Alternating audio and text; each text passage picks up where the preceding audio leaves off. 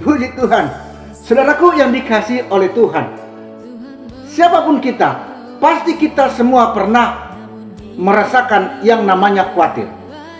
Khawatir dengan keadaan perekonomian kita khawatir dengan kesehatan kita khawatir dengan masa depan pekerjaan kita, dan banyak hal-hal lain yang dapat membuat kita bisa khawatir. Apalagi sekarang ini kita berada di dunia yang tidak menentu, ya, membuat kita semakin khawatir dan semakin khawatir lagi. Banyak hal yang dapat membuat kita khawatir saat menghadapi masa-masa yang sulit.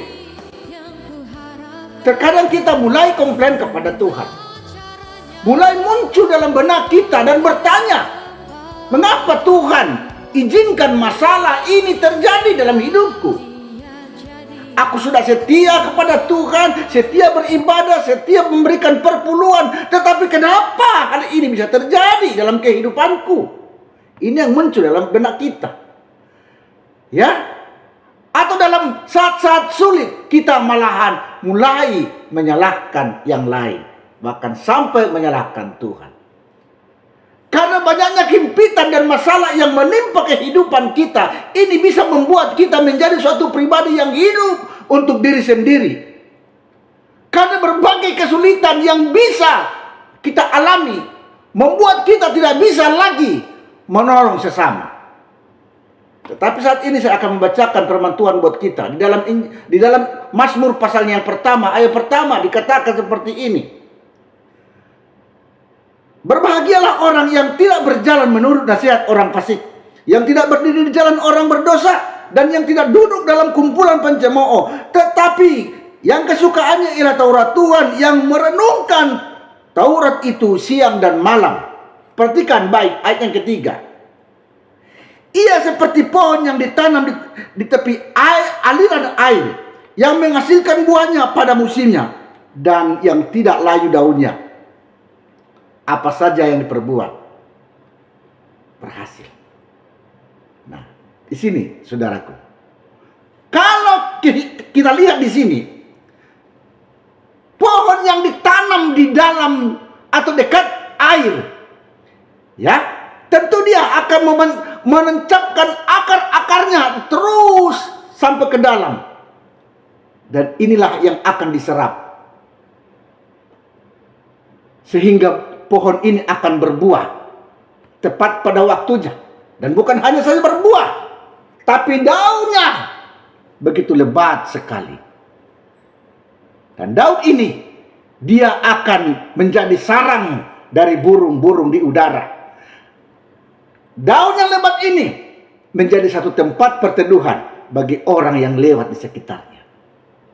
Nah, saudaraku yang dikasihi oleh Tuhan, kalau kita lihat kembali dari ayat ini, ya, kalau saja hidup kita, ya, hidup sesuai dengan firman Tuhan, karena dikatakan di sana, yang kesukaannya ialah Taurat Tuhan, maka pohon itu akan tetap berbuah.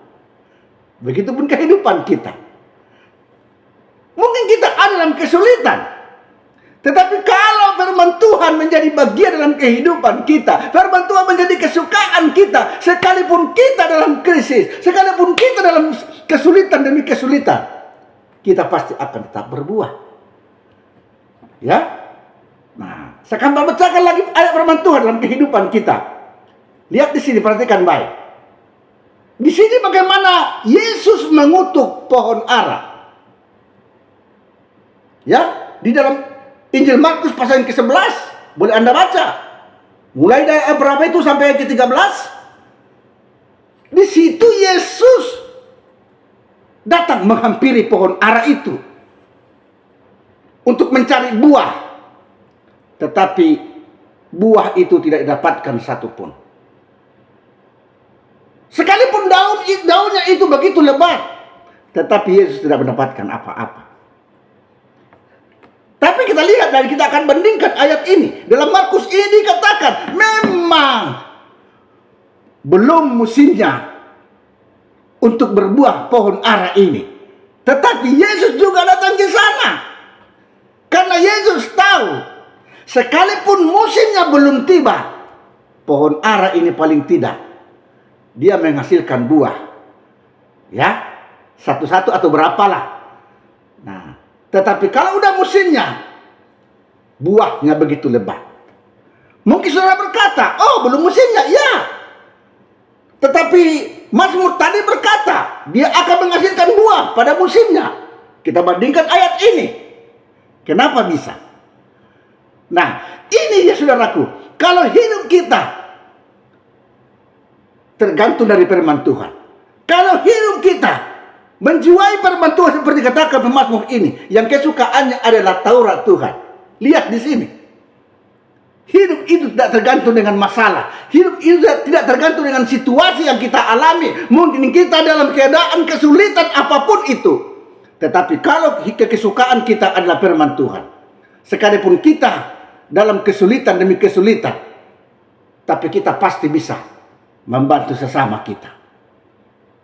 Ini karena membantu itu adalah suatu buah dari kekristenan kita. Itu sebabnya, ayo, jangan engkau tergantung dengan masalahmu untuk engkau berbuah lebat. Ya, mungkin engkau tidak bisa memberikan bantuan kepada sesamamu dengan keuangan yang begitu banyak, tetapi setidaknya engkau masih bisa menghasilkan buah perkataan yang membangun. Engkau masih bisa berbuat, menghasilkan buah untuk menolong sesama, baik itu dalam perbuatan atau apa saja yang bisa dinikmati oleh sesama. Itulah buah.